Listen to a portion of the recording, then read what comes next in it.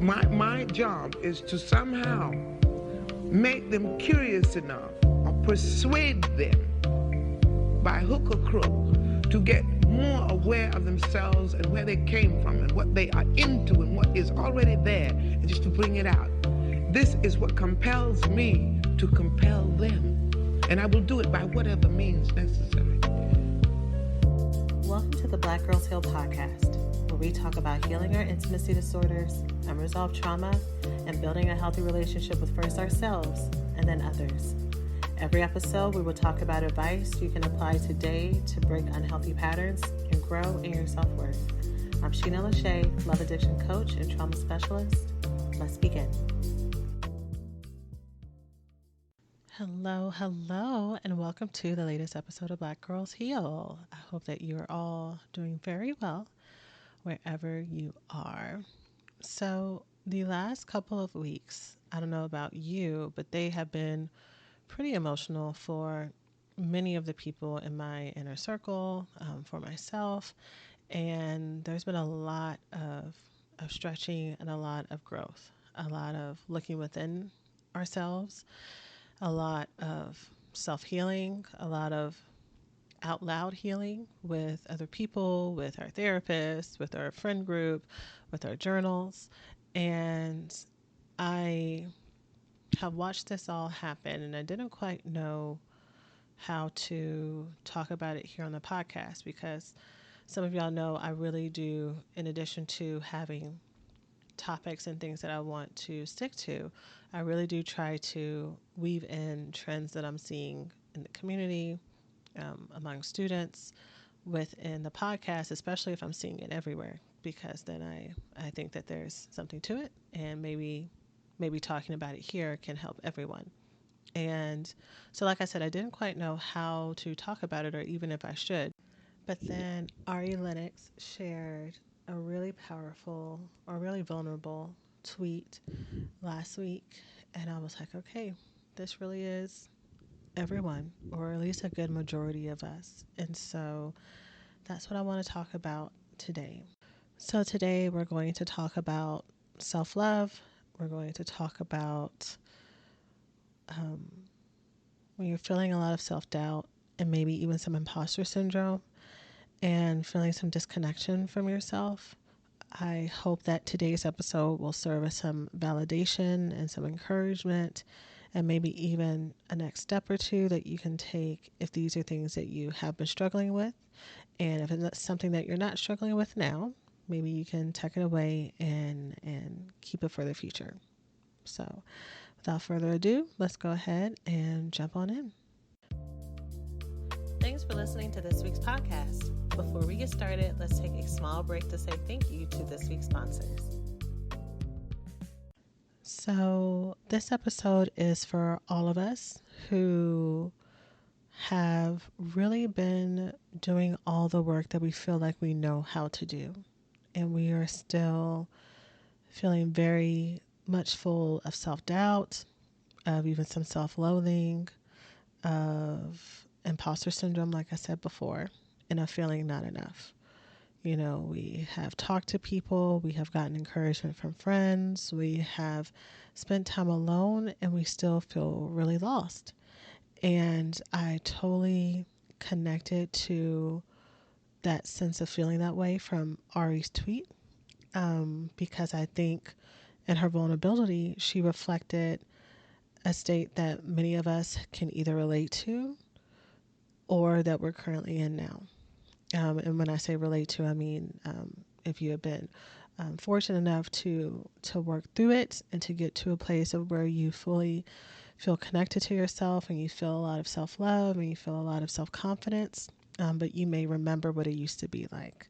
And again, like I said, for others of us who have not gotten to that place yet, but we want to, and we've tried to, and feeling how disheartened that can be. And so what I want to do for today's episode is I want to, I'm going to read the tweets, and I decided to do the episode too because Ari has kept the tweets up. So to me, that means that this is something that she has wanted to put out there and keep out there. And all of the comments are filled with so much love and encouragement. So again, if you relate to this, I really encourage you to go on Twitter, and if the post is still up, to read all the encouragement there. But I'm going to pretend as if Ari listens to this podcast, and I am going to really try to encourage and validate your experience, without making you feel bad, without going into that kind of, you just got to suck it up and love yourself, because I know that you've tried, and I know that you're doing the best that you can. And also, this process can feel like there's more bumps in the road than smooth paths.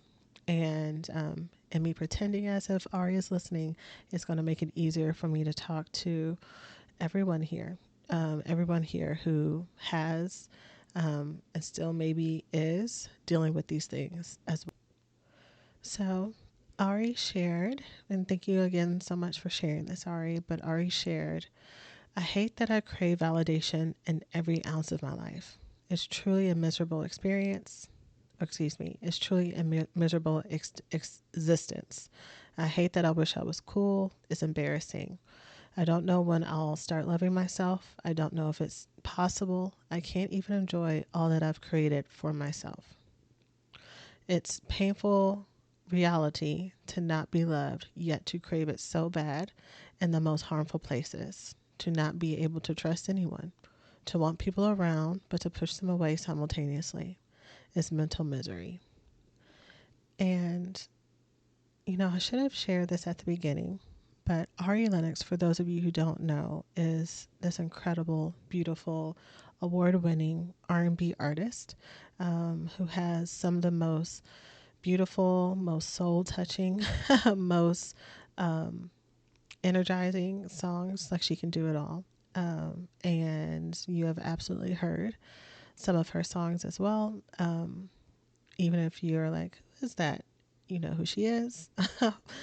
She is also a meme queen, or at least in my opinion, she is. She is so delightful and so funny to watch whenever she's gone on live, and has such a sweetheart and amazing comedic timing and amazing, again, I think, vulnerability and transparency and authenticity, which is what I think makes so many people love her for more than she knows,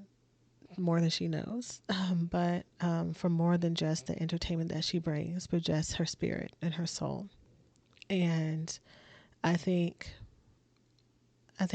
many of us who have felt the way that Ari is talking about here, whether or not we are award winning or award nominated folks or not, we have a list of accolades, and we have our own qualities that make us beautiful. We have the things that our friends compliment us on, the things that people say that they see in us. And all of those things can be true, but it feels like it's true for them, or it feels like it's not real for us, or it feels like, again, that imposter syndrome, that it's something that we can't, that we can, hear with our ears and logically understand maybe why people are saying that, but not truly believe it in our hearts. And that disconnect, to Ari's point, is miserable. It's mental misery. And it feels pretty self-defeating. It feels as if this is how it's always going to be, that you're always going to have this ache. And it's embarrassing because, it's like you don't have a right to feel that way. At the same time that we are in this stage of our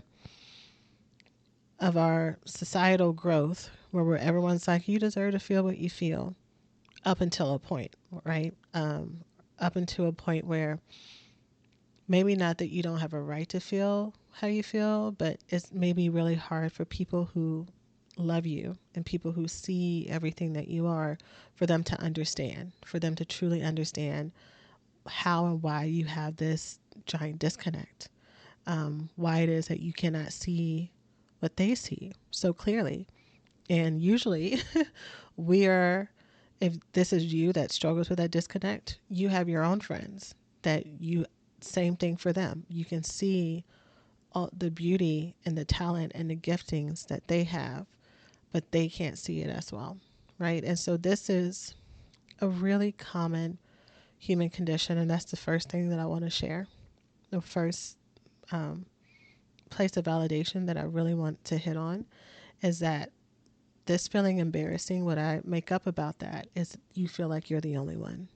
You feel like you're the only one who struggles with this self-doubt.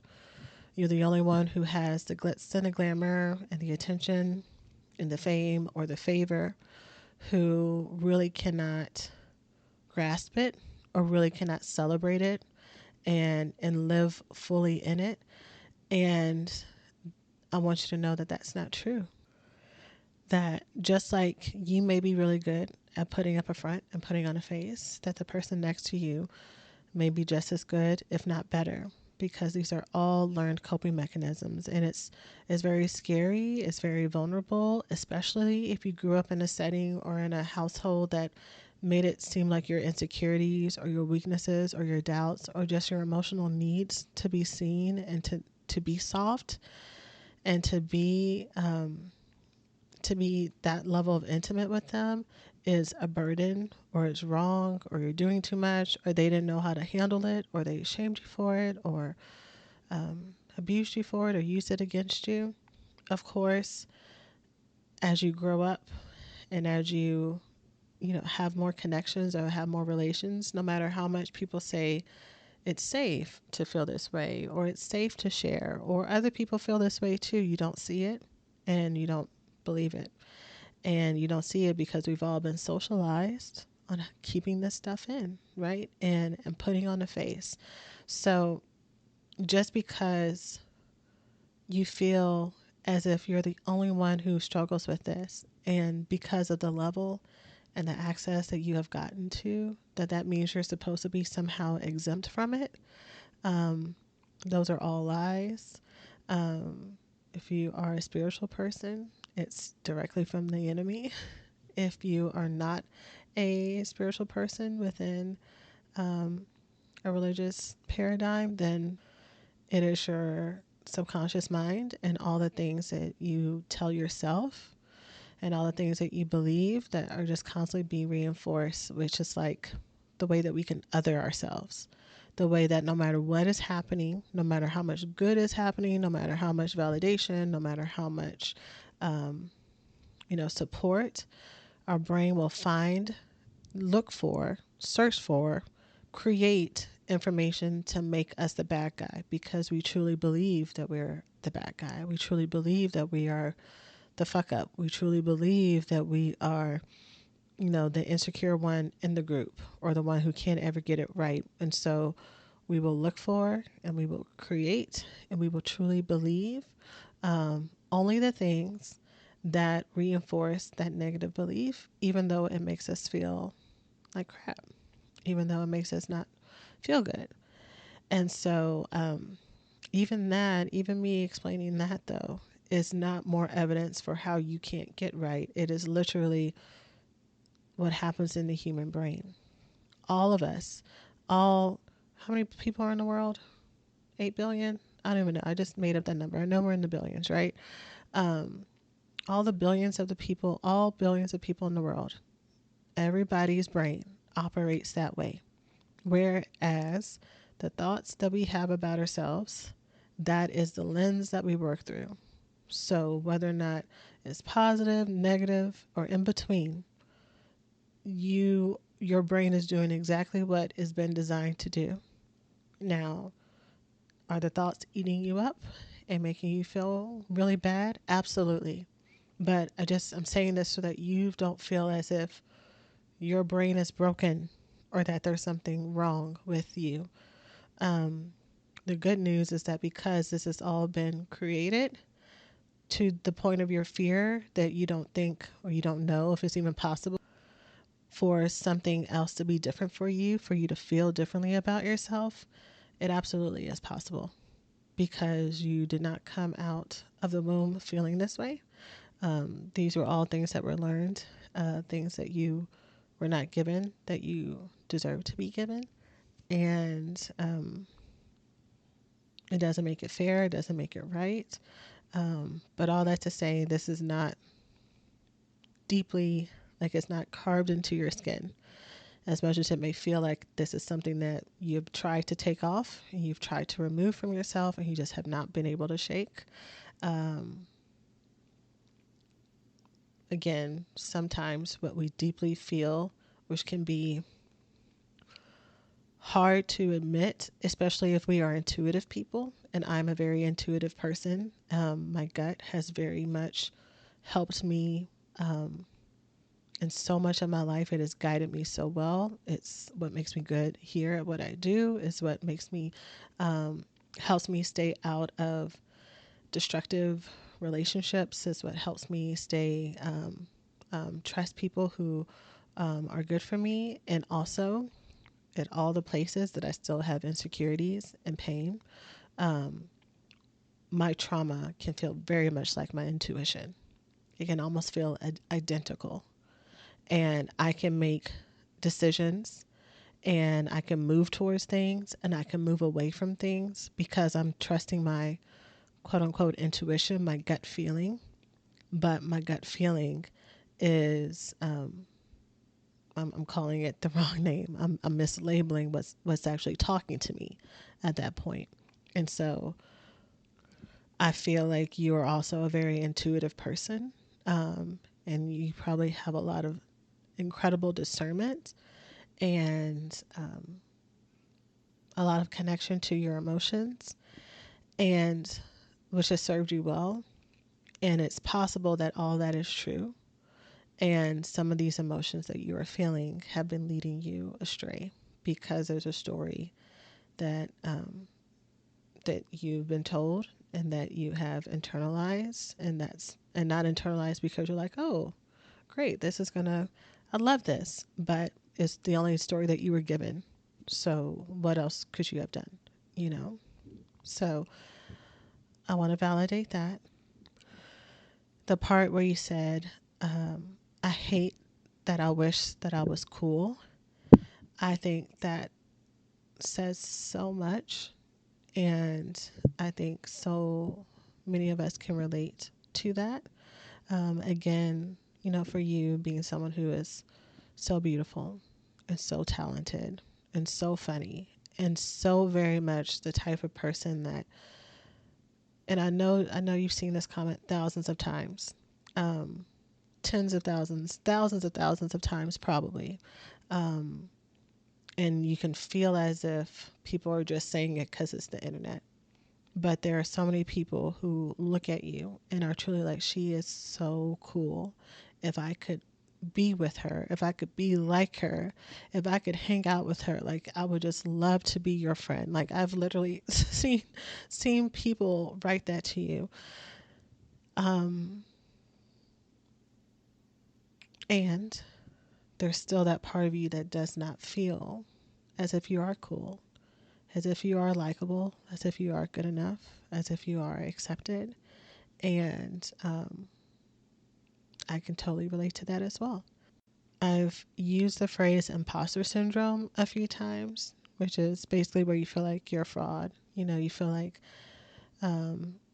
every second you're one step away from somebody figuring out that you're not everything that you feel like you're pretending to be, or that you hope other people see you as, like the jig is going to be up any second. And you walk up around feeling that way all the time. So you have that sense of dread on top of that sense of low self-worth and self-loathing. Then on top of that, you have the self-rejection, so that when people say things to you, you can't really receive it. You don't really believe it. And then you have what all this does to your nervous system, to where you are constantly in fight or flight mode, where you literally cannot let anything go and you cannot rest. Even if you're just sitting down watching TV, your body, you cannot rest, because you're constantly on high alert for when these threats will come through.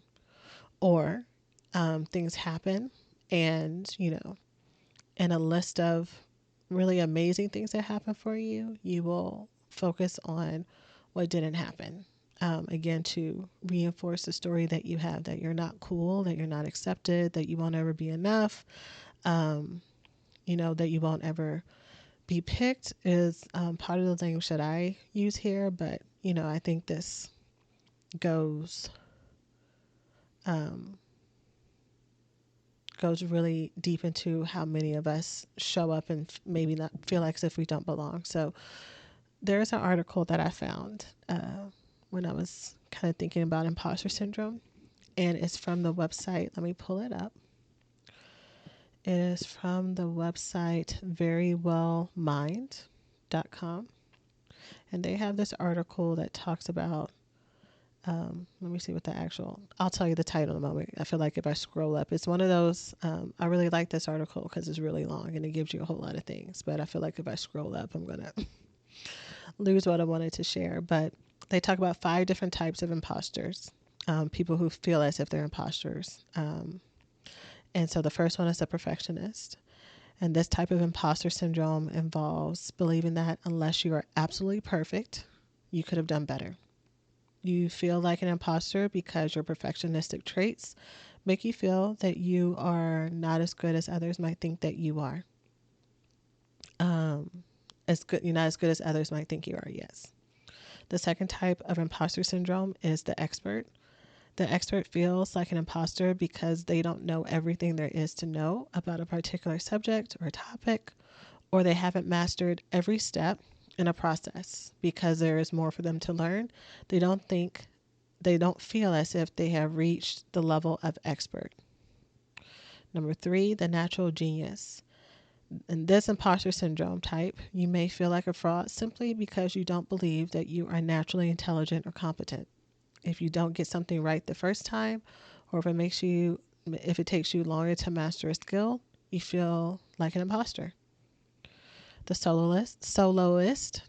This one is also possible to feel like an imposter if you have had to ask for help to reach a certain level or status. Since you couldn't get there on your own, you question your competence or abilities. And then the 5th type is the super person. This type of imposter syndrome involves believing that you must be the hardest worker or reach the highest levels of achievement possible. And if you don't, you are a fraud. So obviously, Ari, I do not know you personally. So, and I don't have you in front of me. So I can't ask you which one of these stood out to you the most, or ask you more about your family story and what you feel as you listen to this and if it even fits at all. But what I will say is if these are the types of feelings and self-doubt that you're having, I just wanted to acknowledge how hard it must be to feel all these things and be in a public space, to constantly be seen. And it's your job to be seen. Literally, it's your job to be on stage in real life. It's your job to be on stage online in magazines, for all the things that you may feel that other people can see, to be shining under a bright flashing light. And I read these because I wanted you to hear that for all of these are all what's called cognitive distortions. And other people, the thing about people who feel like imposters is that literally nobody feels what you feel. When you are an imposter, you feel like there is like brigade. There's a brigade of people who are waiting to expose you, waiting to say, aha, I told you so. But really, when you are doing what you're doing and in your purpose and in your bag and really starting to shine, the people around you see that light, that they're around you, not because they're waiting for you to fuck up and fail. They're around you because what you give is beneficial, is life-giving to them, it's attractive, it's entertaining, it's inspiring. And that's why people are around you. They would not be there if if there was not a benefit to them, honestly. Here's where we can talk about some of the selfishness of of human nature. But yeah, when it comes to imposter syndrome, this is totally an internal job. Your biggest fear that others will point out your fraudulence will not happen, but you may be seeking for it to happen. You may be creating the moments. You can, if you're a people pleaser, um, and you have found that the way for you to be safe is to make everybody happy and to keep everybody cool, you will pay attention to those people who are horrible people who will say something negative about you. You know, bitter, negative, jealous people are great at pointing out real or imagined flaws and trying to make you feel like shit.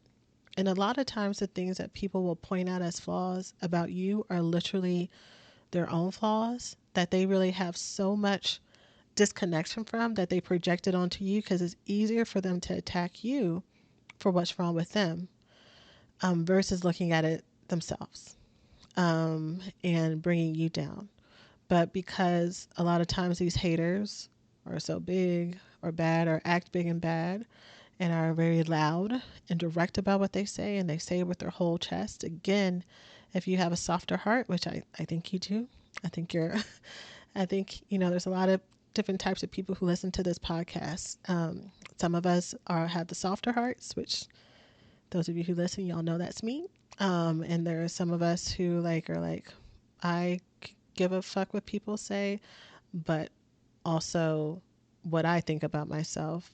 That's what I want to change, but they have a little bit more resilience when it comes to external opinions, right? And then there, of course, there's a spectrum in between. But yeah, it is hard when you are battling with imposter syndrome. You are a people pleaser. You are naturally a more sensitive, um, open person, which is a superpower. And then you have people who come in to try to break you down. They don't even need to break down a door to do that. You're very sensitive to those types of threats because they are what you believe about yourself. But these people are not your friends. These people do not. If there are any people around you, because there was a part of your tweet said that talked about it's really painful to not be loved, but to crave it in the most harmful of places. It sounds like you know this, but maybe if it's helpful to say it out loud. These people are not your friends. These people do not have your best interests at heart. They have wanted you for what you can do for them, for what you can give them, for how much you can distract them, for how they could use you. And that's on their destructiveness. That is on their trauma.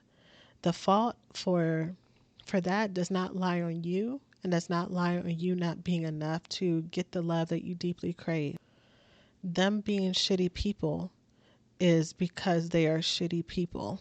And they gotta reckon with that. They gotta deal with their karma. They need to book a therapist. They need to have a come to Jesus meeting. They need to go get to their bottom to figure out this is not working for them, and have their own personal reckoning.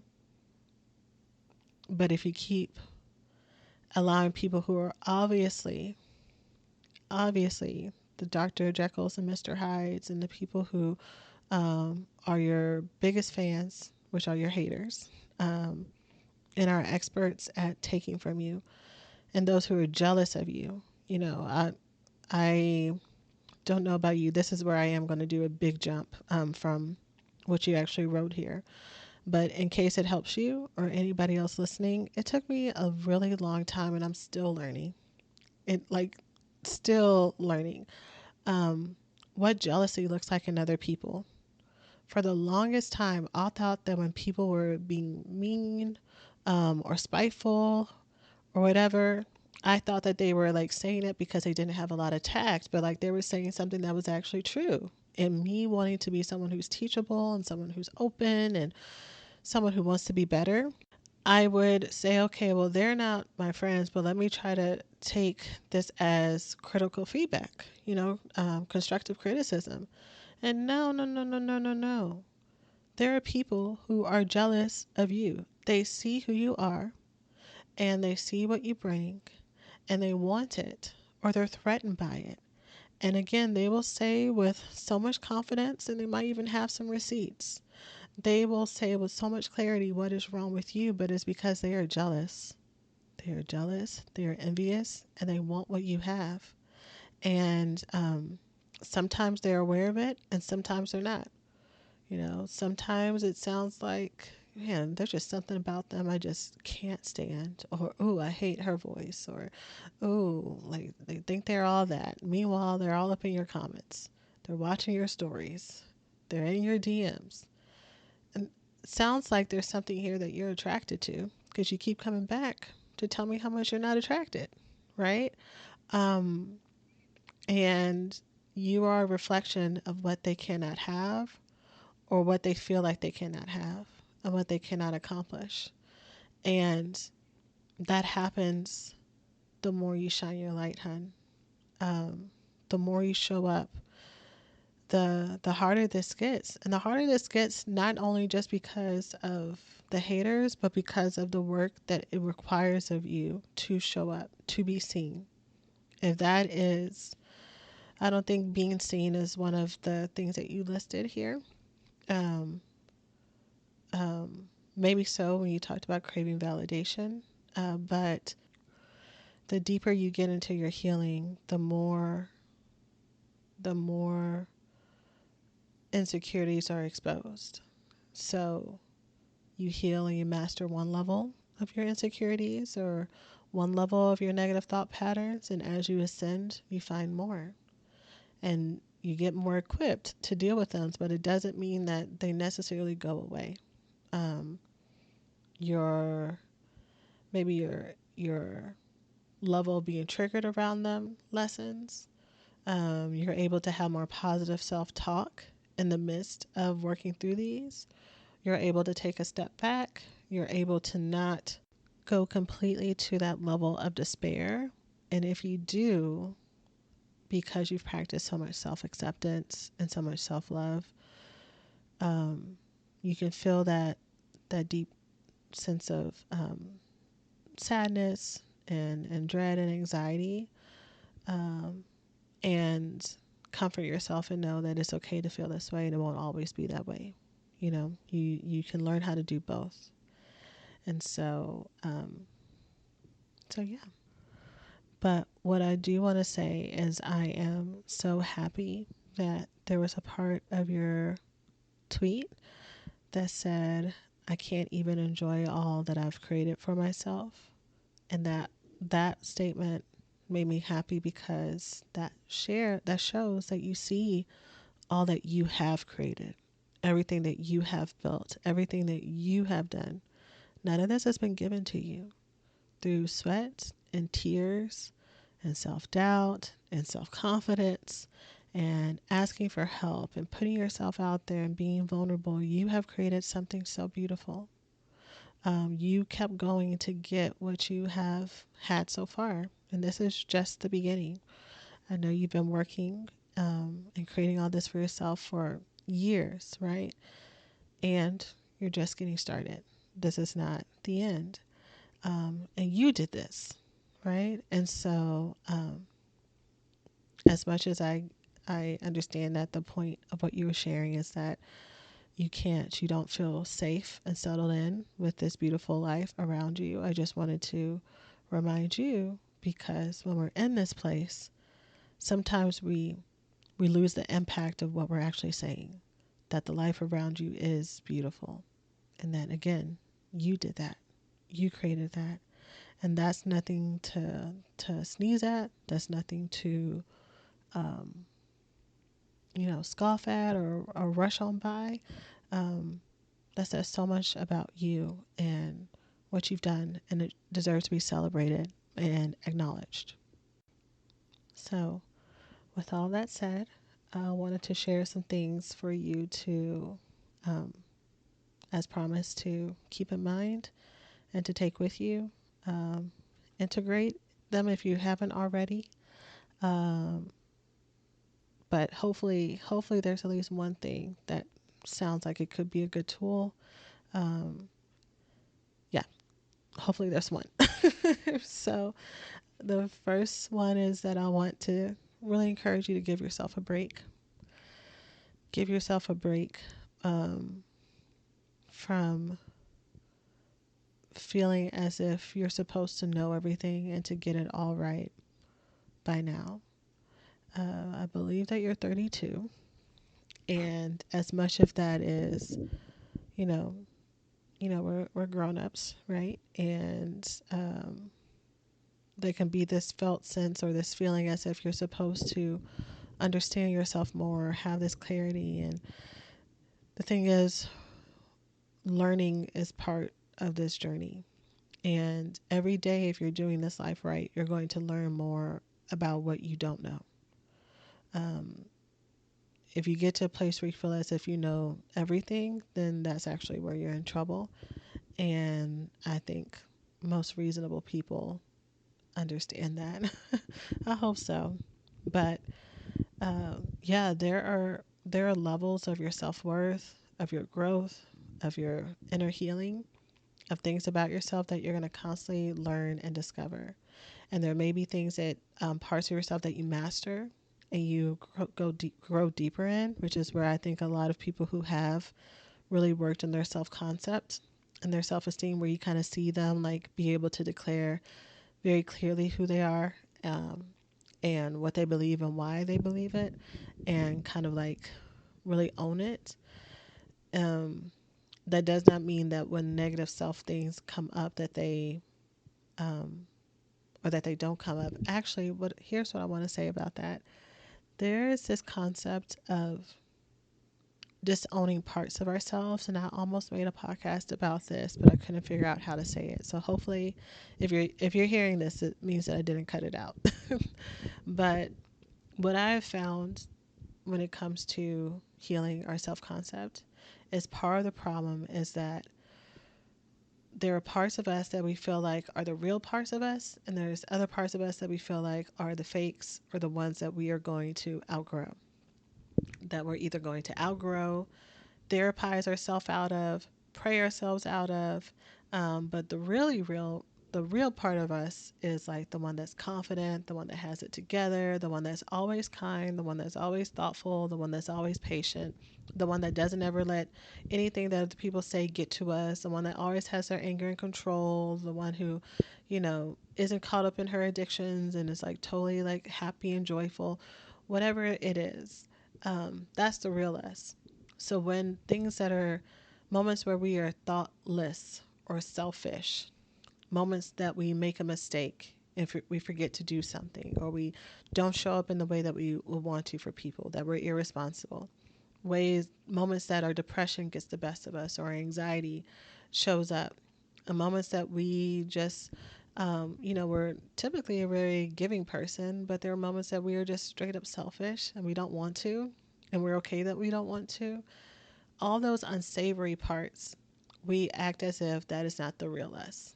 And this could be because we got a lot from being the good girl, the good person. Again, if you're a people pleaser, whether or not it's part of any religious um, faith beliefs that we were taught that we had to be perfect and to reject everything that is not perfect, because it is not holy or it's not of God. Whether or not we were in families where we had to be blameless in order to be safe or to receive love. I mean, there's so many different ways that this can come about, but the end result is we are never allowed to make a mistake. And if we do make a mistake, we have to find a justification or a reason why this anomaly happened, why this was a once in a while thing, that this is not an all the time thing. But I think the people who have truly connected to their sense of self-worth and their self-concept get that these parts that some of us try very hard to disown and to reject and to hide and to cover up for or to compensate for, they understand that these parts and these actions and these beliefs are part of us as well. It's part of them as well. That part of the beauty and the magic of being human is that we can be a dichotomy of things in one package. That we can be the most thoughtful person in the world, and also we can be careless. That we can be super giving and super loving and super sacrificing. And then there are going to be times that we are more self-centered, and we focus on our own self-preservation. And there are going to be times that we are clear and we are concise and that we are direct with what we feel, and like we really couldn't care less about what someone else says about us. And there are other times that we are going to be emotional and we're going to be triggered and we're going to be offended and hurt and devastated by what may be said or what maybe someone did to us, right? And all of those things can exist and they can all be us, and it's all okay. But we have to be the ones to give ourselves the permission to be all of the things and for it to be okay. The second thing that I want to share, and I'm kind of zoom through these a little bit just because of time, and that I want this to be a 2-hour episode. The second thing I would really encourage you to do is, if you're not already doing it, again, if you're not already doing it, I think sometimes people can give us feedback and it can feel like very condescending or almost kind of blamey if this is where some of our defensiveness lies. Or not, it doesn't have to be defensiveness, but where we can really want to feel understood and validated by someone. And so sometimes in the attempts to help, people can tell us to do things that we've already been doing without understanding. I'm doing that and it's not working, right? So just know that I'm sharing this with the acknowledgement that this could be something that you're doing that does not feel supportive to you. And that's okay. And it's okay for this to not be the thing for you. But I'm just going down the list of suggested items, or my suggested items. So the second thing would be for you to start learning how to build your own sense of self-connection, and maybe even self-soothing from within. The thing about external validation is it is really great. It is very great when you have it, and when you have it from loved ones and family and friends and lovers, like it, from the public or people that you serve. I'm gonna say the public for you because you as an entertainer, and the public is your audience, and to, I think, your point, this validation that you crave, it comes like out your pores, isn't from every single corner of your life, and you need it, and you need it constantly, and it's like it's insatiable, right? And so the the answer is not to try to get to be a person who doesn't need validation at all. I just feel like that to do that is like to cut off a part of like your heart or your soul, or to like, try to numb out a part of you, which does not sound healthy. But it's to change the source, or at least to add an additional source. So in addition to allowing yourself to receive validation when it's coming from healthy friends and lovers and partners and family and the public and, managers and all those other people, to add on a source from yourself, which is just as much, if not more so, validating, right? And for you to be maybe the first source of validation before others, because I think sometimes whatever gets the most priority is the one that feels like it's the real source of validation. So if I feel like my main source of validation is the public, right? Let's say, and I have a public facing business and brand, right? So if my main source of validation is dependent on how many positive comments I get, or how many positive emails or DMs that I get, And if I don't get any, yeah, I can go to a friend's. I'm going to stick with external validation still. Yeah, I can get validation from friends that I'm doing enough or that I'm enough, but it's not going to feel as real because the main source of validation is the public.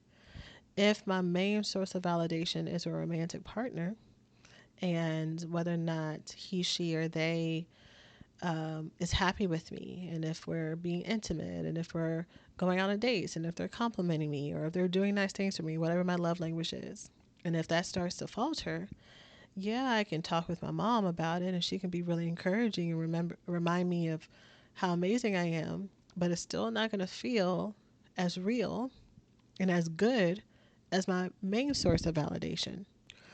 So again, it's not about cutting out the need for validation because I think that's very human. And you may have seen if you, I don't know if you're one of the celebrities who looks at tweets. I know for for mental health and for self-preservation, many people don't. And I think that's very wise because of all the people who are fans but don't call themselves fans, and people who are jealous, and people who project their own opinions, and some people who just, you know, they see, literally they see everybody being nice, and even if they were going to say something nice, they have to say something contrary. Like they have to do the, well, have you thought about this, and this is all nice, but like they have to yes but, and it's like, girl, just keep it moving, you know. But if we switch that validation to you being the main source, then that's when everything else becomes the extra. That's when everything else becomes the nice to have, and also because you are the one who's connected to you and in control of you, then the source is never ending. You know, it's not dependent on whether or not the other people are having a good day or not and have anything left in them to give to you as far as love and validation. It's not dependent on whether or not it's trendy. You know, whatever you're doing right now is trendy in the public sphere or with your company, your music company, or with your management, you know, is, or whether or not, you know, how you look is what's trending right now. You know, I just feel like, you know, as women, we're always being told when we're enough or when we're not good enough, and our beauty and how we hold ourselves, you know, just is unending. So switching to you being a source for self-connection and validation and comfort is really helpful. And so again, that might be something that you've already been trying to do through affirmations and talking to yourself and all that stuff. And so if that is an issue, I would really encourage EMDR therapy. So on our website, I have a page listed under free resources that says how to find a therapist. Um, and I list out some of my favorite therapy models. And, you know, here at Black Girls Heal, I talk about love addiction and love avoidance, you know, being in addictive relationships or being avoidant with people and pushing people away, like you talked about in your tweet. But those are things that are not, you know, listed trainings that therapists get, you know, at least not at this point. It may be renamed or yeah, I think there are a lot of umbrella topics and diagnoses that talk about these concepts of love addiction and love avoidance. So maybe that's where some of this training comes in from. But anyways, my point is I list some of my favorite therapy models for people to check out, um, to hit on all the different corners of how love addiction and love avoidance and low self-worth and all this hits us. And EMDR is one of those models because it's a model that does not require you to have to be able to talk and shift through and figure out, you know, sift through, not shift through, sift through all the things that happen to you and why, and bringing things together. It's a treatment model that literally will allow you to process through and heal some of those really deep negative core beliefs, like I'm not cool, or it's embarrassing that I don't love myself, or um, you know, I can't enjoy my life, or whatever it may be. And literally, you just share that statement and you do this process with your therapist to help you clear out um, all those beliefs and replace it with more positive ones. So that is an option. But also, working with a therapist or a coach, this is some of the things that I do as well with my clients, with teaching you how to be more self-compassionate and talk to yourself in a different way, so that when you're in these really low moments, how do I become the person that I really need in front of me right now? If I go to a partner because they're really good at reframing something for me, or if I go to a parent or a best friend, or I'm remembering someone from my past that I don't have access to anymore, either because, they passed away, or we broke up, or they moved away, or we lost contact, and I'm like yearning for that type of sage advice and connection, learning how to give that to yourself, right? Um, that would be a really great next step for you. And then the last one is just a reminder that it is okay for you to be alone while you try to find the people who love you. So when you said it's a painful reality to be loved yet to crave it, it's a painful reality to not be loved yet to crave it so bad in the most harmful places. Um, that those could be things like addictions, or external validation. It could also be relationships, and so romantic relationships, and so and even friendships too, right? I've not ever been a celebrity, but I've heard that one of the things that happens for many of y'all in this position is finding out who your friends are, and who they are not, figuring out who has been there for you or been there for the things that they can get from you. And so when you mean love, and I'm talking about relationships, I don't just mean romantic. Let me take that back here. I don't just mean romantic. I do mean platonic and even family as well. And so what I want to share is that it's okay for you to be alone while you figure this out. Um, I think sometimes on the process of finding the right people for yourself, especially if you've been surrounded by people who have not actually been loving you in the way that you deserve to be loved and you want to be loved, is not that you automatically replace them with good people.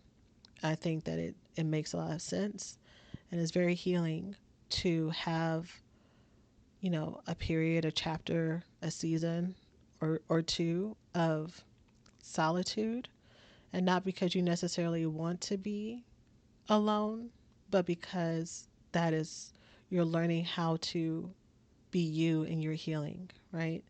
And I think it also shows you that you can be okay even when, even without other people around to tell you that you're okay, right? It reinforcing the power coming from inside versus outside. And it's not, what I really want to say about this is not evidence that this is how it's always going to be, or that you've done something wrong, or that I can't have people around me because I can't trust anyone. And not because you don't know how to trust, but you want to trust, but people are untrustworthy. That is always going to be that way. And it's not. You may be in this either conscious or unconscious, self-directed moment of aloneness because things are being rearranged for you, and being rearranged in your mind and your spirit, and what your standards are, and what you want, and what is pleasurable to you, and what is supportive to you, and what is example of good boundaries and love. And sometimes you need time and space to figure that out. And if you're in a place or an industry, which I assume you are, with a lot of people who there's a lot of distractions, that can be really, really hard for you to figure out what's what.